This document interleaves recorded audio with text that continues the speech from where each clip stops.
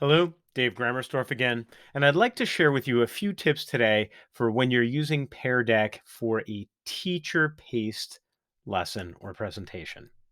Now, again, the teacher-paced means I, as the teacher, am going to control what slide students are seeing on their own devices. And before we start, I just want to remind you of the fact that there are three screens you want to be conscious of when you're presenting a Pear Deck. There is the screen that you were presenting on your board in front of the class. There is your teacher dashboard. And also, what are the students seeing on the screens on their own devices?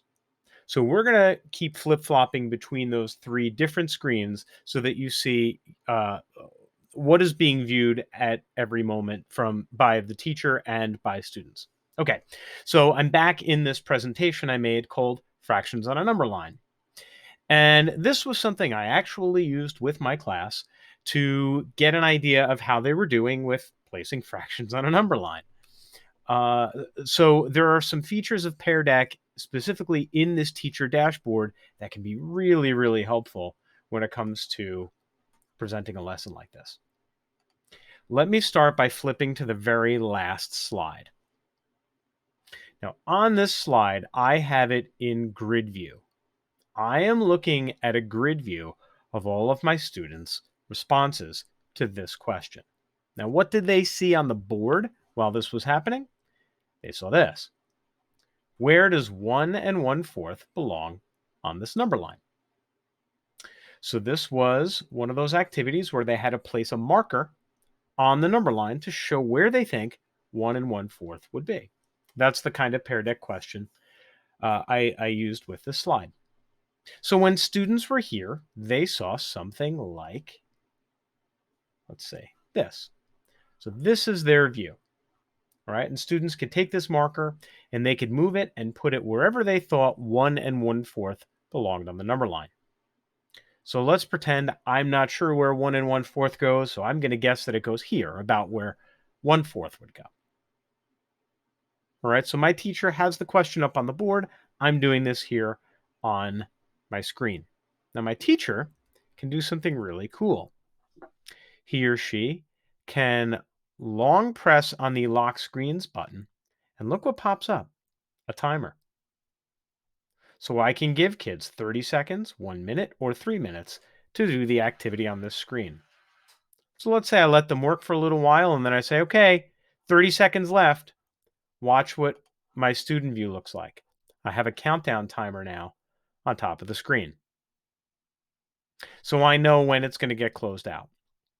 So that's a really useful way to kind of set expectations for how long you're waiting for students' answers to appear. And by the way, when I am looking at my presenter view here, I can tell, let's see, it's blocked by some of my stuff. I can tell how many of the students in my Pear Deck have responded. So 19 of 21 students have responded. So I can tell, ooh, who did not respond? Because they clearly are either having a technical issue or they just had no idea where to even begin. Now I'm actually going to go back to the student view just to look at what it looks like now that the timer is run out, and it says across the top, your teacher has locked responses for this slide, and here's what your current answer is. So locking the slide means that students cannot change their answers anymore. Now, I may want that in some situations. In some situations, may want to allow them to change their answer even after I've said that it's time to go over it. So I may go over this, excuse me, this question with the class. And here are some tips for that. You can actually share students' answers without sharing their names with the whole class. What a great way to increase involvement by those students who might be too shy to say that they are sharing their work or have their name attached to it. I've seen students brighten when they see that their work anonymously is being shared on the screen. They get really excited. Oh, is it going to be mine he's going to talk about? That's really fun. So it's a great way to keep kids engaged, feeling proud of their work, and also not feeling put on the spot at the same time.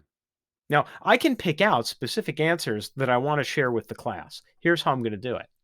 Let's say I look at this one, I'm going to star that answer, I'm going to star this answer, and I'm going to star this answer. I think those three are super.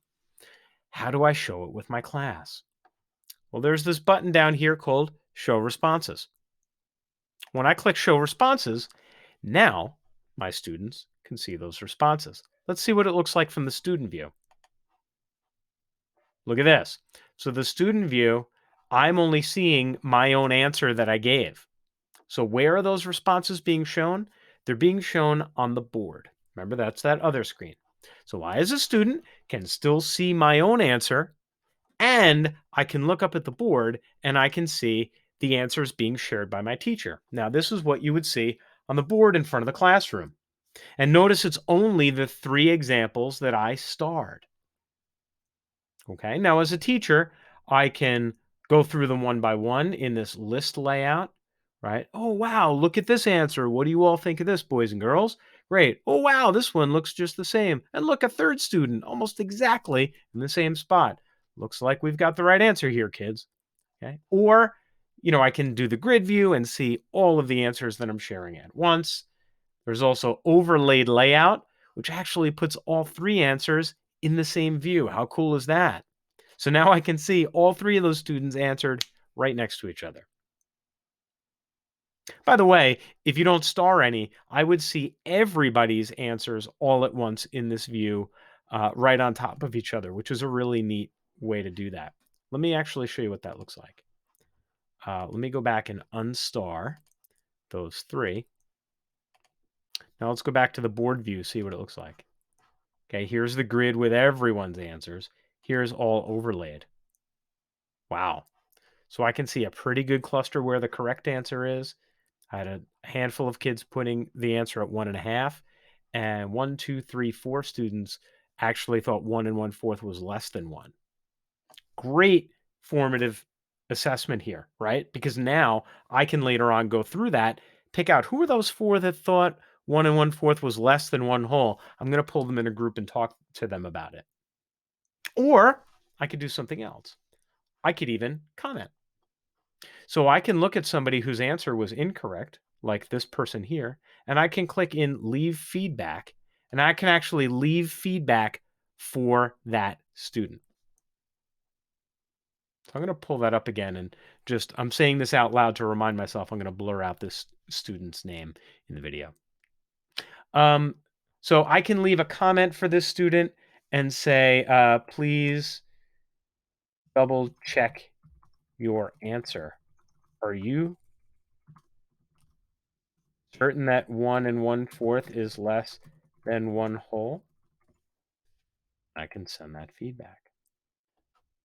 And now that student can see it. They can take a look at the work that they did. I can open it up to have them change it or just talk to them later. Pretty cool.